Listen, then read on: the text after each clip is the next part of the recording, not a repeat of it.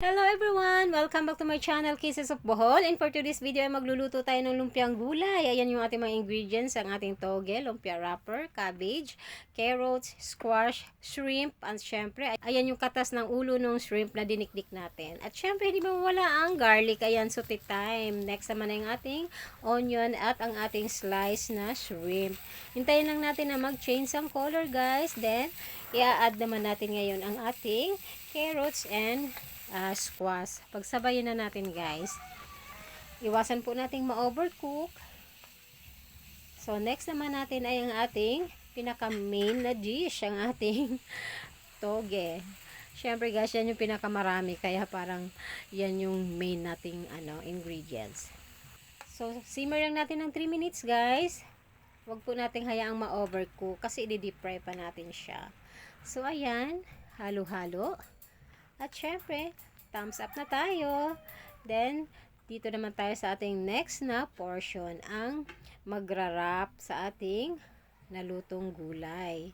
So, ayan, nag-volunteer ang aking anak na siya ang magra-wrap. So, thankful naman tayo. At syempre, same lang po ang process. Yun lang po ang gagawin natin hanggang sa matapos natin yung ating nilutong mixture nating gulay. So, tansyado ko na rin to, guys, kung ilan ang magagawa. Meron tayong biniling 40 pieces na wrapper. At syempre, hindi naman namin mauubos yan sa isang lutuan, guys. Kaya, ang the rest na matitira dyan, guys, ay ini-stock ko po sa freezer. At anytime na gustuhin namin magluto, gustuhin namin kumain ng lumpiang gulay, magluluto lang kami ng enough lang din sa isang kainan. So, ayan, guys, deep fry na natin siya. Kailangan nakalubog ng konti sa mantika para maganda ang pagka-fry niya, maganda ang pagkaluto niya. At ayan, hintayin natin mag-golden brown.